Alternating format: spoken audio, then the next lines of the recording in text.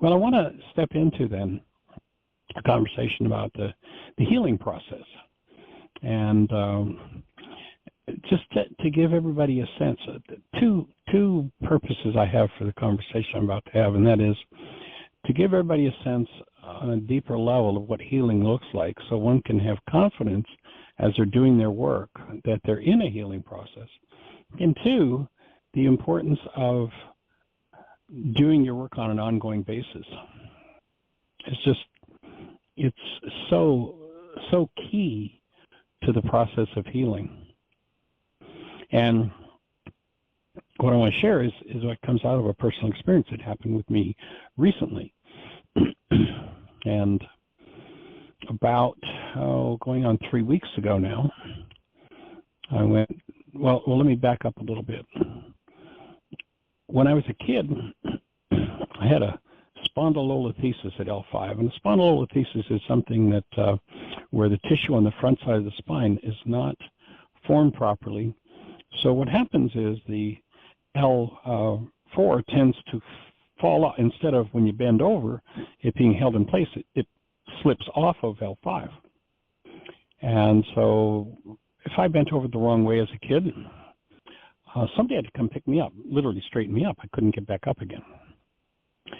So back pain had been a part of my life, my whole life, until about 15 or so years ago. It was pretty traumatic in the early days, and as I did my work, it became less and less and less, to the point where I could function fully. Jeanie and I could be on the road, and we could drive, 800 miles and arrive on Sunday morning and unload, 40, 50-pound boxes of tapes and CDs and cases and set up tables. And then I'd go and speak for 4 hours on a Sunday, and then 2.5 hours each night of the week, and be on my feet. And then we could pack up and get on the road and do the next week.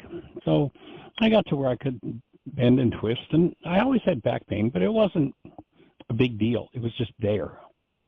So it went from early days being a big deal to, I've healed enough of it that we're in good shape. And then about 15 years or so ago, we did a class called Orthobionomy at Heartland. And Orthobionomy is a very powerful healing system with very gentle touch that is just amazing. And in that intensive, Jeanie and I were students. We're learning the process. And there's a section that they do on the low back. And Jeanie, who, really hadn't had any experience or training or practice on doing stuff like orthobionomy or hands-on type healing, followed the instructions in the class, and literally in the moment where she had her hands on my low back pain disappeared, 100% gone, totally, completely free of it for 15 years. And about 3 weeks ago, I went and had a massage. We have a massage therapist here who's a medical massage person. And, over the years, I've worked with therapists, body type therapists, chiropractors, osteopaths, massage therapists.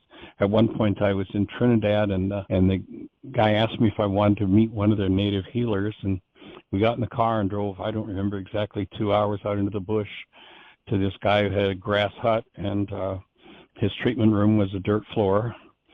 And this guy was older than God, and he put me on that floor, and he racked me and cracked me like nobody has ever done. It was pretty interesting. So I've worked with a lot of therapists over the years, and in my own healing process. And this young lady is probably one of the best that I've met in terms of knowledge and process and how she does the work she does. So part of the process was a low back stretch, stretching out the hamstring muscles and low back. And within about 24 hours of doing this, well, let me back up a little bit. As she was doing that, I got in touch with something that I had known about before, and I've done some worksheets around. And that was when I was a kid, and this was a memory that came up as we were doing these stretches. When I was a kid, I don't know, I maybe was 10 or 11, maybe 9, I don't know. but I had the bright idea that the man up the street, whose name was Mr. Dowdell, had just poured some fresh concrete in front of his house on his sidewalk. And I just thought it would be great fun to bounce an Indian rubber ball on his fresh concrete, which I did. And unbeknownst to me, he's standing in the window watching me. Well, my dad was a shift worker. He worked 4 to 11, so he's getting home about 11:30, quarter to 12. And Mr. Dowdell comes out and stops him and tells him about my adventure with bouncing an Indian rubber ball on his fresh concrete. And of course, I'm sound asleep. My dad gets home and he pulls me out of bed and proceeds to whip me with such intensity that the memory that came up was putting my hands behind my backside and screaming, "Keep doing that, you're going to kill me." So that's the memory that came up. And within about 12, 14 hours of that, I started to have this pain in the back of my hips across my sacrum. And it was pretty intense. And for about 2 weeks, went through that pain and trauma. And realizing that while I had done the emotional work around that memory with my dad, there was still energy stuck in my body, in my physiology, that had not been processed. So I kind of hobbled around for about 2 weeks. It would vary. I would do breath work. I would do forgiveness work. And, it was a pretty intense couple of weeks, getting up and down. And it was interesting because I hadn't had that sort of thing for, decades. And I share it just to say, there's a reason to continue to do your work. And when you do, there's going to be a process that happens. So as this low back stuff is opening up, I have a spot in my neck that's always been a bit of a challenge. I have shared it before on the show and realized way back when I was in Atlanta that there was a natural foods restaurant that was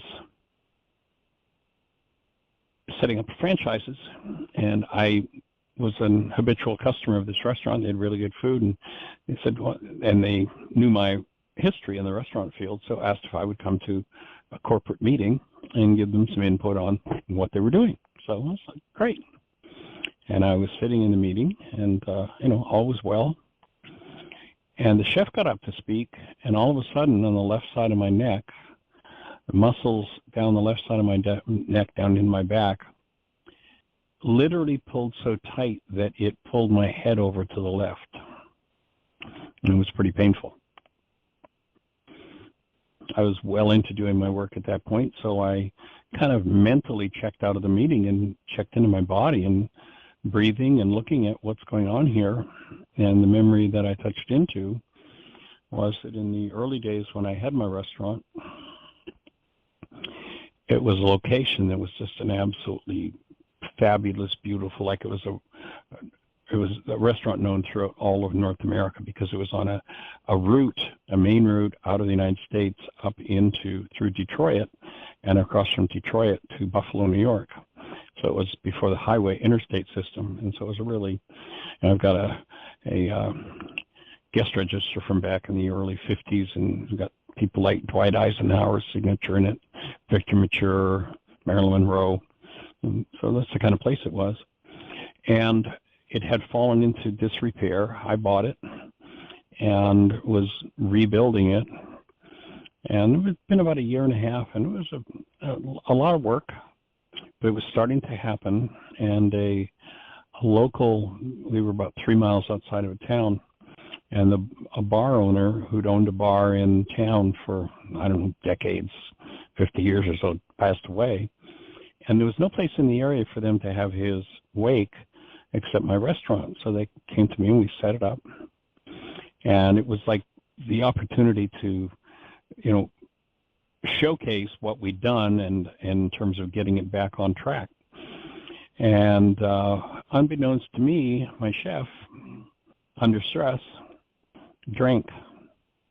He'd been with me about a year and a half, and had never been a problem. But he got so drunk that the next day, when 450 people showed up, he served raw chicken to them.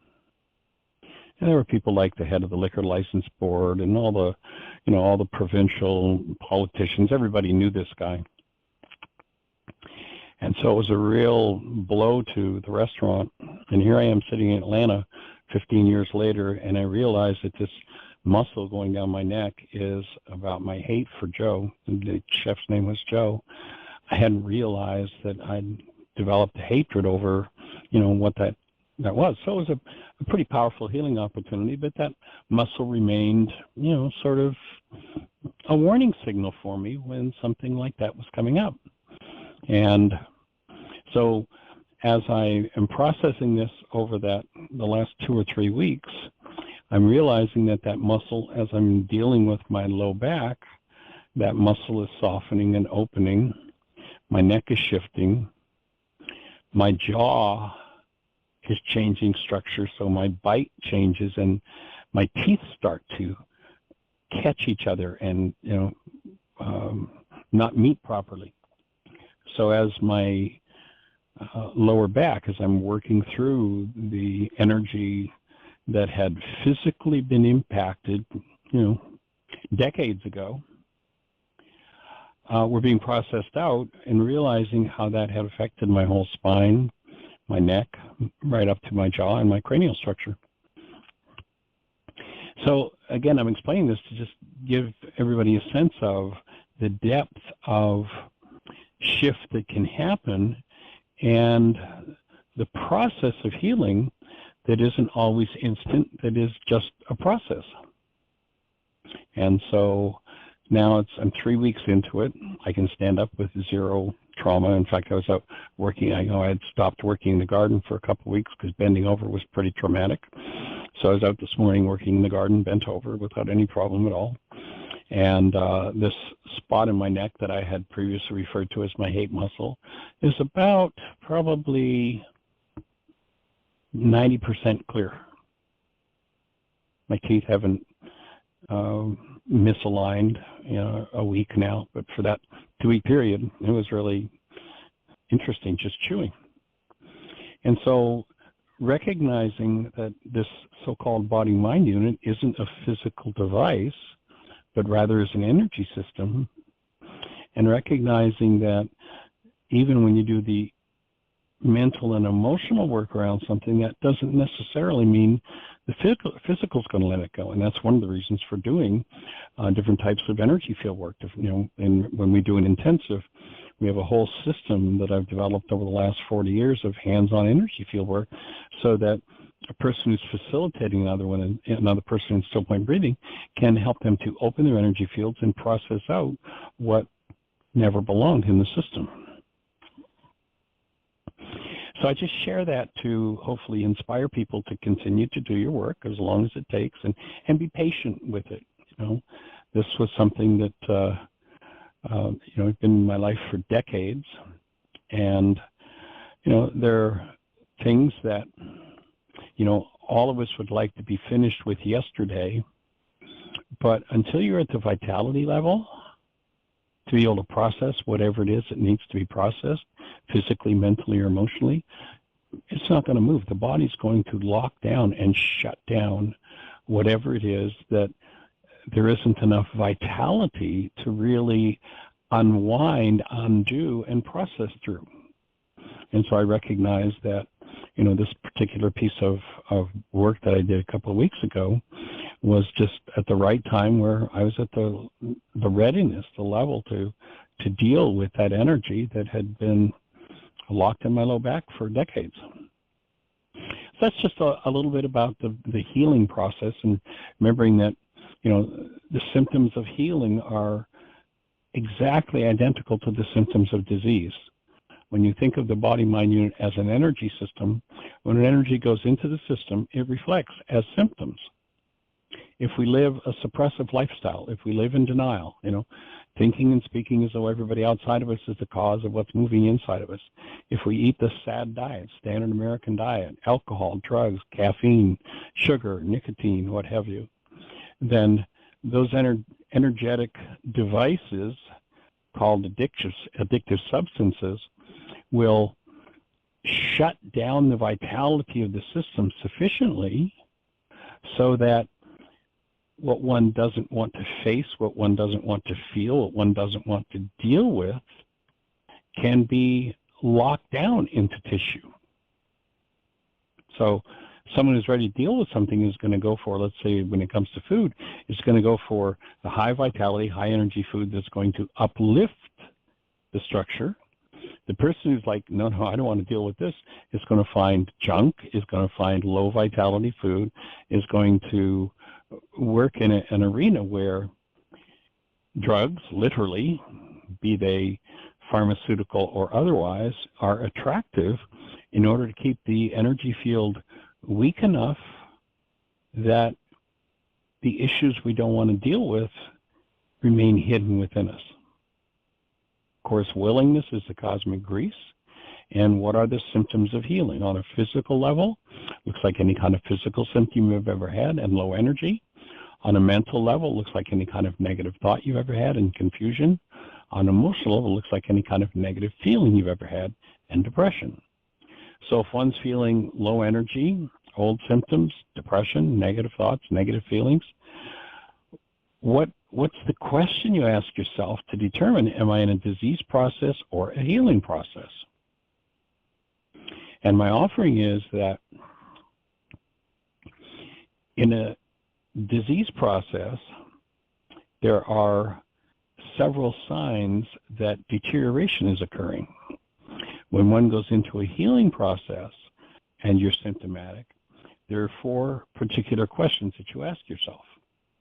And if your answer checks off with 4, then you know that you're in a healing process, even though you're symptomatic in a way that looks like disease. So the energy moving out of the system is going to reflect exactly as it did on the way in. There is no difference between the healing process and the disease process, except the direction that the energy is moving. So if there's something that's become locked in at some point in the past, you open up, you embrace it, and you start to move through it, then symptomatically it's going to look like that energy looked on the way in. So the questions you ask yourself are, number 1, have I been doing more and more of the right things? Physically, mentally, emotionally, forgiveness, nutritionally. If I'm doing that, then I'm vitalizing. And vitalizing, getting to a new level of vitality, means that old hidden stuff can come forward. Let's imagine we have a vitality meter. It goes from 1 to 10, and you're at a level 5 vitality. And you have a level 7 toxin.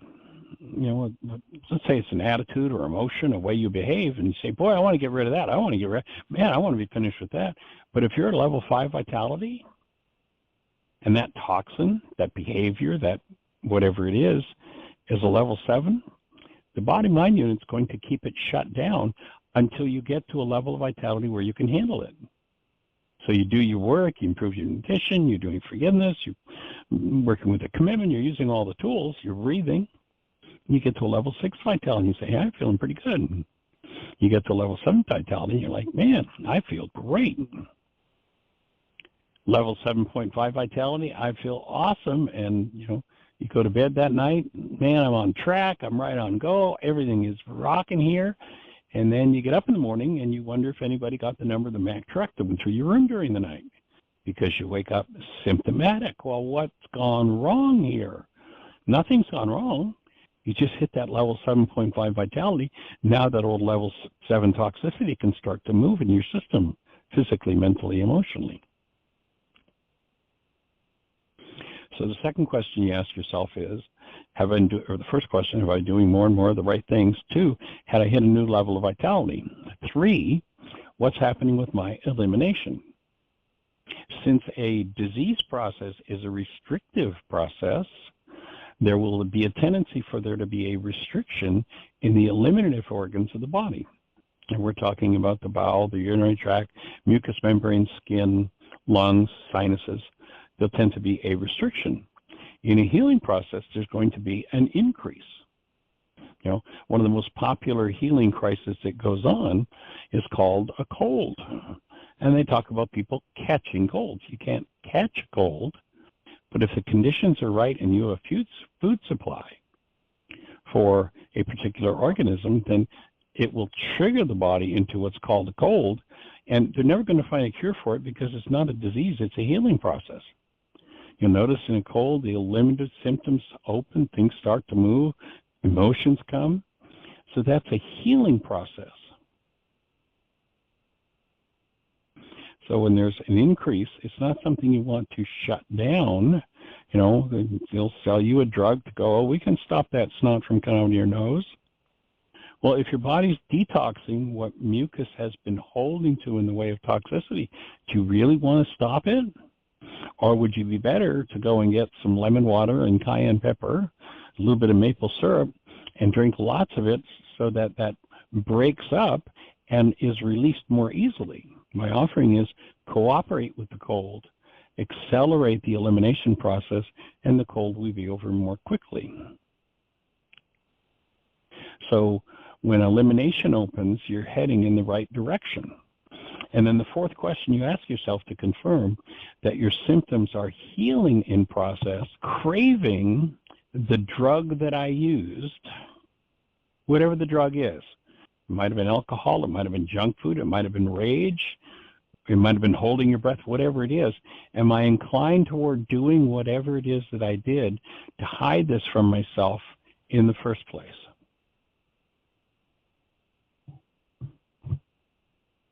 And so when you ask yourself that question, and you notice, we've all heard the story about the alcoholic that has been sober for 30 years, just got his, 30-year chip, and he's all excited, and there's a big celebration. And everybody gathers around him in praise and admiration and support, and he reaches a whole new level of vitality, and that night he falls off the wagon. Why? Because part of the cleansing process, part of the healing process is that if one has used an addictive substance in order to shut down whatever it is that's moving in the system, then as the release process takes place, there's going to be a release of the signature energy, if not the actual molecules still held in the body, of that addictive substance. One of the most glaring examples I can remember a few years ago, there was a woman who's basically a naturopath, somebody I've known for several decades, and she ate a very clean diet. We would joke about how, dairy was allowed, in the state systems. They're approved for, you can have so much of a percentage of mucus in the or pus in the dairy product. So we call ice cream cow pus. And this woman wouldn't touch ice cream with a 10-foot pole. And you may remember her calling us to show. She was a pretty regular participant back then. She lives in Mexico, so we don't hear from her very much. But she had contacted me. It's like, I don't know what's going on, Michael. I don't eat that stuff, and I just can't help myself. I'm just jamming ice cream down my throat. So, well, what's going on? What are you working on? What's happening? So, well, my father was Middle Eastern and kind of abusive to me as a female, and I've been working through some of that father abuse stuff. So, okay. So I then asked her, well, what when Dad was remorseful for what he had done to you, what would he do to try to make it up to you? Bingo. Oh, he'd take me out for ice cream. So here she is working through all of that. And again, ice cream, sugar. Ice cream is a congester. Dairy is a congester. There's also morphine. It's called casomorphine. It's an addictive substance. And so as her body got to the level of detoxing that, she couldn't think of anything but ice cream, just like the alcoholic that, after that big celebration, increase in vitality, as his body starts to release either the signature energy, or as I say, perhaps even, hidden molecules of alcohol, the mind can't think about anything but that substance, what's being released at that point. And of course, if you know what the healing process looks like, and you know you're in a healing crisis, and you realize that your desire for that substance is about what's being released from your structure, then you just keep going with your healing process, and you don't fall into the trap of that addiction. So this young woman was an instant. I mean, she instantly knew she'd done enough healing work. It's like, oh my God, yeah, that's what was running her mind. And this is a woman who's in her 50s at that point, going back and dealing with stuff that happened when she was a young girl and a teenager.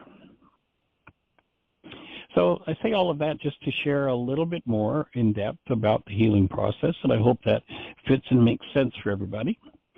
And appreciate everybody sending support to my back. It's not 100%, it's about 98%. As I say, I went out to the garden today and was stooping down and doing some cleanup in the garden, and spine feeling pretty good.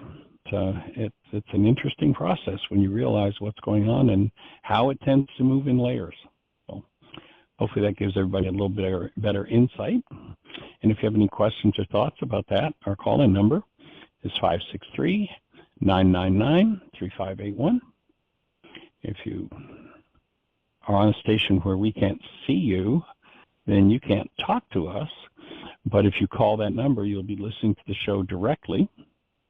And then if you push 1, that'll raise a hand in the control panel, and Jeanie will know that you want to talk to us, and we'll have a conversation.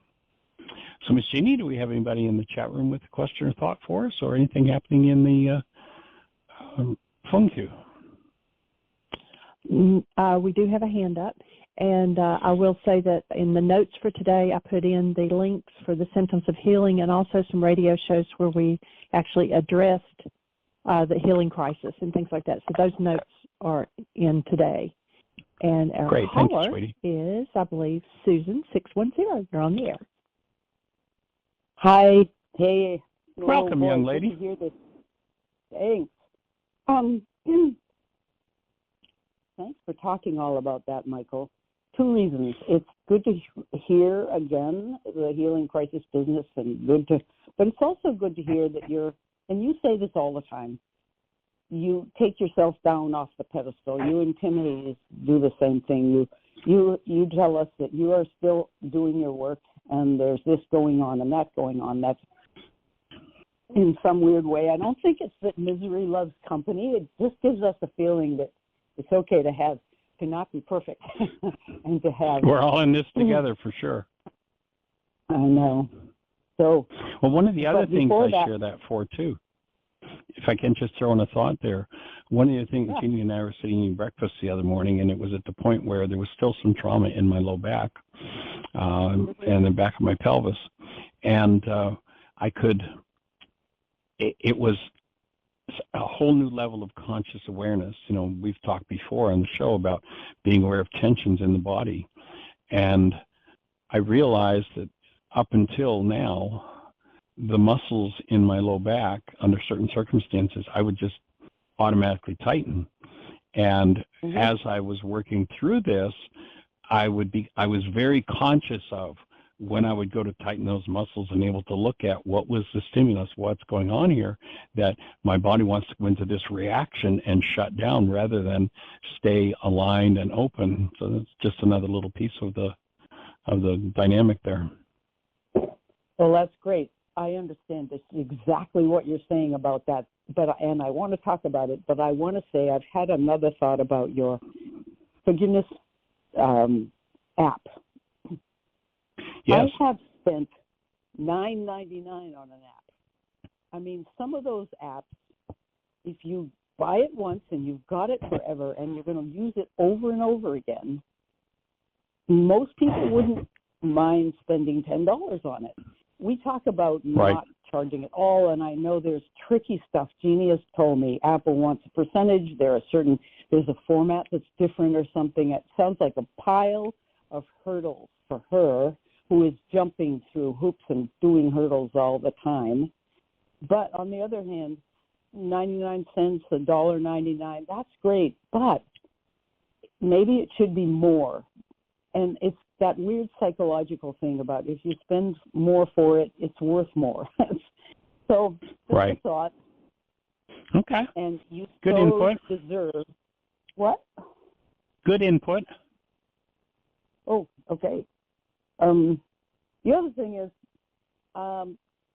at my age and the type of body structure I have and my white race, I have osteoporosis and osteopenia. My whole body's great except my shoulders. And you talk about becoming conscious of where you hold your tension. Well, right.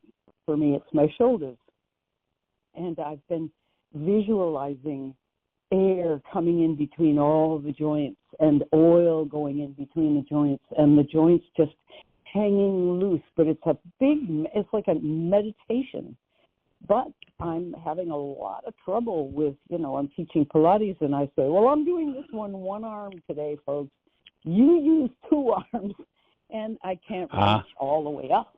And I've been in physical therapy, I'm doing the exercises now. I'm not attending it anymore. But I just want to say there's something going on because suddenly it's worse. And I had a friend of mine, she came on the show once. She does biomagnetics or something. And she said, oh, I can fix that up. Well, whatever she did, and I'm not saying she did a bad thing, but it's been so much worse, which means she probably just moved something. And I haven't gotten back to her. And I'm a little afraid to because maybe that kind of work isn't what's needed. Also, I'm hesitant about work like that because it's an external approach. Somebody else is working on me. And I figure I need to do my own work. And I'd love to have a thought about that, too, what you think about that. Well, as I say, this particular healing crisis was brought on by working with a medical massage therapist. And so I appreciated that support, and there's nothing like a little help from our friends. I've got a video that I'll send to you that I actually just came across, and, we've been doing a lot of work around soils and that sort of thing. And there's a molecule called boron, which is, according to this interview that I'll send you, is pretty much deficient in virtually everybody's diet, and has a whole lot to do with bone pain and the metabolism of calcium and things like arthritic deposits. And the resolution is simple. The gentleman who's, this is kind of like one of his focal points as a person who works in natural health, is you ignore the label on 20 team borax that says that it's poison. That's put there in order to inhibit people from using it for health purposes. But you take 2 tablespoons of boron, of 20 team borax, and put it in a liter of water, shake it up until it all dissolves, and then do a couple of tablespoons of that a day. And he says that kind of pain and that boron being missing in the body interferes with the metabolism of just about every mineral, and especially calcium. And that he specifically is talking about, things like you're dealing with, and that they're just people he's been working with, that kind of stuff just disappears. Oh my God, I want to do it. Is there food grade boron, or is it all food grade? 20 mule team borax. I mean, this guy's been working in that arena for years, and again, they have a disclaimer on it, or a warning that this is poison. It's only for laundry. And he goes maybe a little bit far. He thinks it's part of a conspiracy to make sure that people don't understand what kind of healing properties there are to natural substances. But he says that warning is there for no reason whatsoever. There's no toxicity whatsoever for humans, and that this gives the body the boron that it needs. So, Michael, you have a word connected with the boron, and I didn't get it. I'm going to write it down. Can you say it? You probably remember the product 20 Mule Team Borax. That Mule Team. 20. I yeah, do. the name of the product, the retail name is 20 Mule, Oh my God. like as in That's from the animal Jim mule. Past, like A long time ago, but yeah. according to this gentleman, that's the risk. Well, I get it fresh. I just ordered 3 boxes from Amazon and start fresh. But this was something that I just came across today, and I was like, oh, this makes sense. And boron is just a missing mineral. You know, back as far as the 1930s, they were telling Congress that the soils in America were minerally deficient, and this is one of them that's been a problem. I believe it. So you said 1 tablespoon to 1 gallon? 2 tablespoons. 2 tablespoons in a liter bottle. Okay. Shake it up well. It might take a few hours for it to all dissolve, and once it's dissolved, you've got the right amount to just take 2 tablespoons a day and mix it in water and drink it. And he's saying he watches people with arthritic pain and things like you're describing, like within a matter of a couple of days, it just disappears once the body starts to get its supply of boron taken care of. That's great. Thank you very much. Well, we'll see if the thank you's in order when you use it, and I'll let you know for us. Yeah. Yeah. Well, my friend was telling me, don't say you have that. You're affirming that you have it if you say that. And of course, there's something to that too. But it hasn't worked to not say it. Of course, I'm saying. Well, I think there's a thing called premature positive thinking. And if we can't be honest with ourselves, I mean, we don't want to be speaking disease into the structure, but if there's something going on, I think we need to face it. We need to be aware of it. And if you can't name it, then you're never going to find a solution for it. And, being aware of it, being honest with yourself, acknowledging it, and so I'm naming this so that I can do what it takes to clean it up, I think is very appropriate. Pretending it's not there if it is, I think is much more destructive than otherwise. You know, I know in my evaluation, whatever the name of it is, that test that we take, personal code, I got gullible. And so I watched that very carefully, but I don't want to be closed-minded either. So that's a tricky wicket there. Right. Yes. It is. Well, anyway, good luck with the back. Well, as I say, I was out working in the garden today and bending over and, things I couldn't do the last couple of weeks. And it's been just, it was just perfect this morning, just fine. Great. You said it's way, way low, like in your tailbone or above? Literally right above the tailbone, across the back of my pelvis. Okay. Because those aren't almost joints in there. I guess they are. Oh, yeah. Yeah, there's some pretty complex structures in there. Wow. Okay. And when you go back, if you go back into anatomy and physiology study and embryology, you find that the jawbone at one point actually sits right on the pelvis, and then the spine grows out of it and they separate, but they're like 2 resonant cavities. So what happens in the pelvis happens in the jaw. What happens in the jaw happens in the pelvis. Wow. So as this thing's unfolding, I'm noticing my teeth aren't working properly, my neck's changing. So, the whole, I think they gave us a story about that when we were kids, when something like the knee bone's connected to the thigh bone and the thigh, you remember that? Yeah. They were telling us something. Yeah. That was true. Yeah. Oh, what goes around comes around. Yeah. Yes. And so would you say that if there's something in your jaw right now, your back is apt to be having a sympathetic response to, or is that just way back? Well, they're connected. Energetically, they're connected. It's like what happens in the TV as a result of the signal coming out of the radio station or out of the TV station. It happens where there's resonance, and those two are resonant structures. So injury in one tends to create distortion in the other. Repair in one tends to undo the distortion in the other. And so that's what I'm seeing as this opened in my low back. And then, like within a couple of days, and I can feel and experience like major shifts going on. It's like there's been a whole major rebuilding of my pelvis. Went through several stages of different types of trauma, and there was a period of about 4 days where literally I could hardly chew without my teeth getting all tangled up. It's like, well, that's interesting. That is interesting. Well, is that the same as when you touch your ear, your knee tickles? I mean, I don't know if that's true, but there's a equal and opposite little response. If you touch a place in your body, another place will resonate.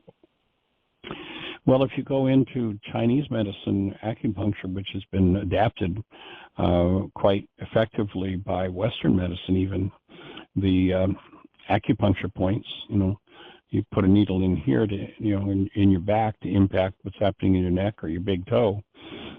There are energy lines that go through the whole system because it's not a physical device. It's an energetic device. And, the Chinese were, I think, one of the first ones to really comprehend the connectedness of it all. Oh, okay. Well, I have to say the work that we've been doing on the radio show I just think my experience is that vitality can return even when you think you're way past the time when it can. I had this presentation at church yesterday, and I've just finished a new chancel opera, and I haven't been writing music for about 4 years. But all of a sudden, I can do it again. And I figure it's the work. Well, it's coming into alignment.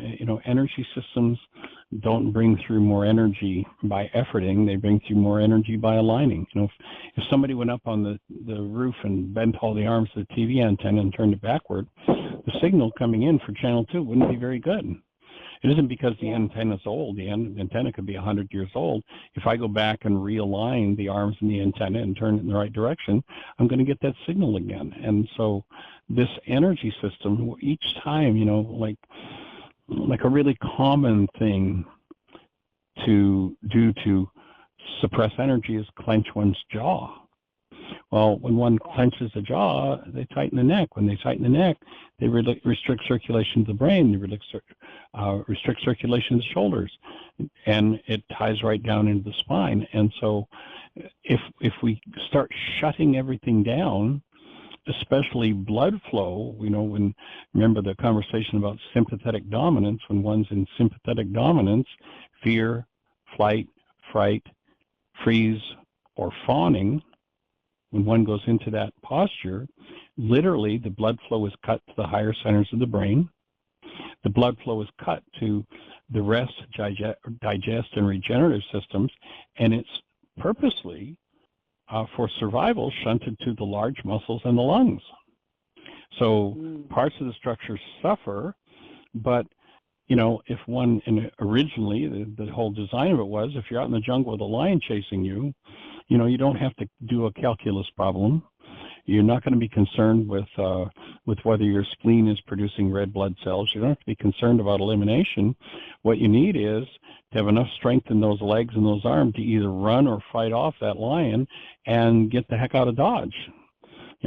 5 minutes later, if you got away, then the idea was that sympathetic dominance shifted back to parasympathetic dominance, where everything else came back online and blood flow was supplied to the rest, digest, regeneration parts of the structure and the higher brain centers. So when we live in sympathetic dominance, which a lot of people do, you've been putting your hand in the avicen a lot, you've been doing your forgiveness work, then what happens is that parasympathetic system comes back online, which means brain starts to work better, means muscles start to work better, means everything functions in a higher form than when one was in that fight, fright, fear, freeze, fawning mode. Interesting that you add fawning. That's a new one. It is. It's I've been doing more study in that arena, and since I did the medical study group for avicen, I've been doing more work and more understanding of that system, and that's a relatively recent piece that's been added to sympathetic dominance. And when people go into this submissive mode, oh, I'll do whatever you want, that's part of the sympathetic dominance state, as opposed to, oh, I can speak up. And I would put it in the context, all the stuff you went through with the boys. Notice there was a time where you were ready to do anything that anybody needed to do or anything that anybody demanded, and then you came to the point where you started to speak up for yourself. That would be higher brain centers opening and moving into parasympathetic dominance. And that means everything starts to regenerate on a whole different level. When we've got the physical blood supply moving into the places it's been cut off from, and when people are in chronic sympathetic dominance, the pathways for feeding blood, oxygen, nutrition, removing waste to the higher functions of the rest, digest, regenerate, healing processes, those pathways become congested and junked up. And it takes time, if it's chronic, for those things to open up and resupply the parts of the structure that put us in a totally different state. One state would, if it's chronic, if sympathetic dominance is chronic, that's aging and death. And it doesn't matter how close one is to the precipice of death, if one moves into parasympathetic dominance, then all of a sudden regeneration starts to occur. One backs off of heading toward the cliff of death and backs off and moves into health, wellness, youthing, strength, and intelligence. All of it comes back. There is no reason, although the culture calls it age, there is no reason that at any age one isn't as vital and strong and intelligent as any other age. What is it about all that? I feel as if my brain is better than it's ever been, and my relationships are better than they've been. But my body, I get pooped. And so, my body doesn't seem to be on a par with my brain. Maybe I'm fooling myself about my brain, but do you have an explanation for that? Well, look at how many levels of healing. Look at the depth of healing you've been doing for the last couple of years. One of the things I've noticed over the years, people will come to this work and it's like, oh, I'm never sick, I'm never symptomatic, I'm just fine. But what they're really doing is living in denial, dissociation, and degeneration. And the body never goes into a healing crisis where it opens up and creates that big cleanse. And so we'll see people who start to do this work. It's like, well, gee, now I'm sick every other month. What's wrong with? Well, I thought this was supposed to be healing.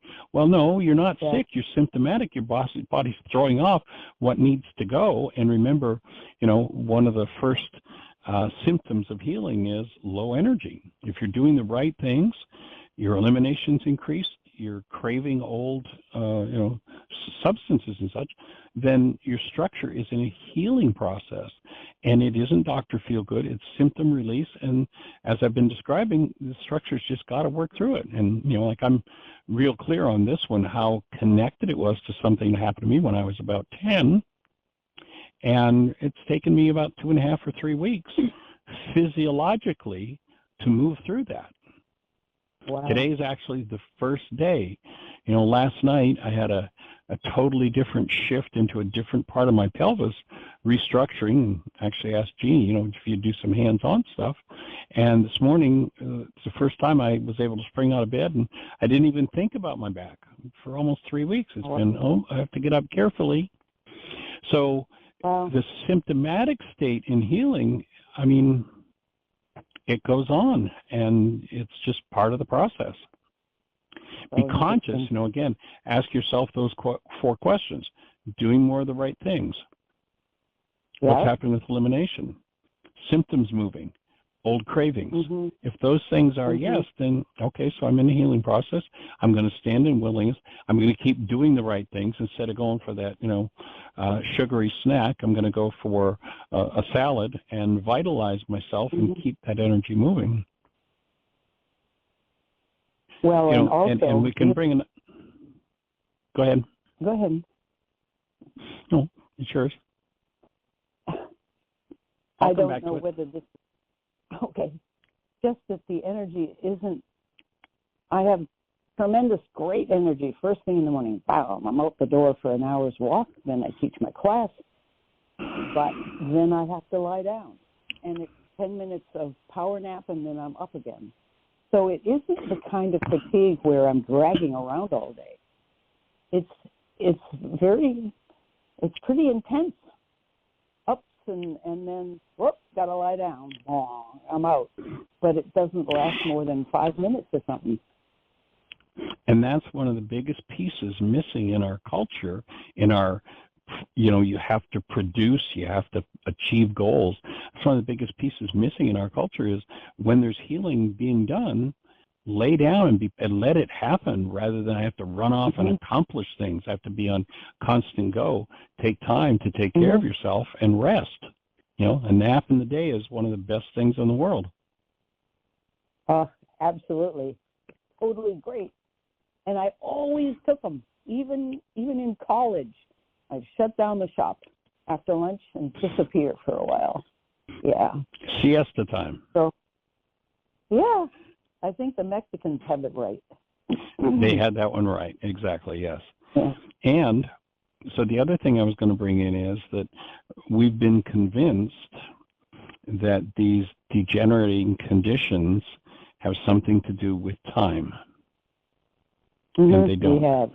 They have to do with the qualities of energies that we're putting into our structures. Yeah. It's got nothing to do with age or time. But when we buy into, it's got to do with time, then we add the mind energy of degeneration because time is passing, and because we're creators, there's a tendency to degenerate if you buy into that story.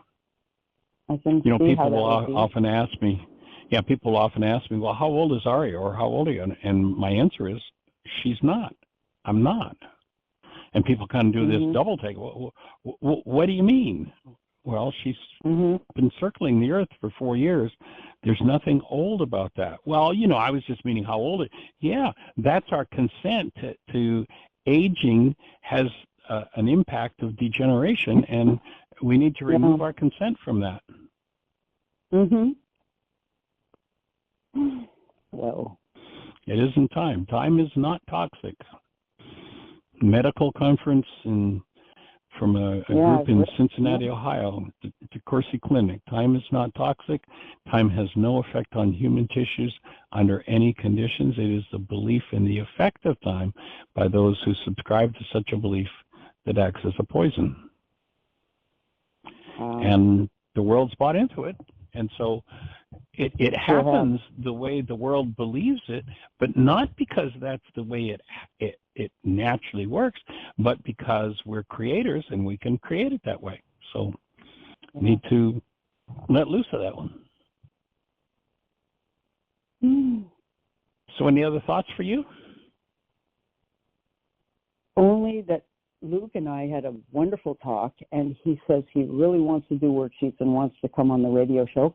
I know I have said that before, and he has said that before, but I really think it's approaching, and I'm just so excited about when it happens.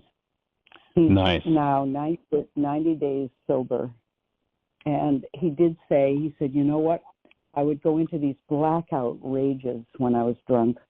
He said, now I know I'm angry and I'm not drunk, and I have to look at my anger. And I said, of course you're angry.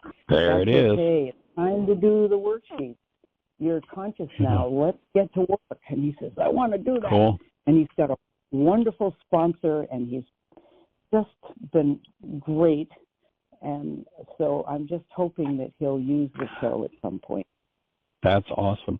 Well, send him that latest worksheet that I sent you just a few days ago. That's probably the simplest, most effective way for him to get started, and it'd be awesome for him to come on the show and do a worksheet with that. I'll send it. And we'd love to hear from him. In my Zoom group. Oh, yeah. He appreciates. I report that Michael asked after you, and he appreciates that very much. You've had your reach is farther than just the radio show. Cool. Well, ultimately, what we're looking to do is impact every mind, heart, and being on the planet. So, appreciate you being part of the effort that it takes to put it out there. Lots of love and blessings. Okay, thanks, Mike. All right, take care. Bye-bye.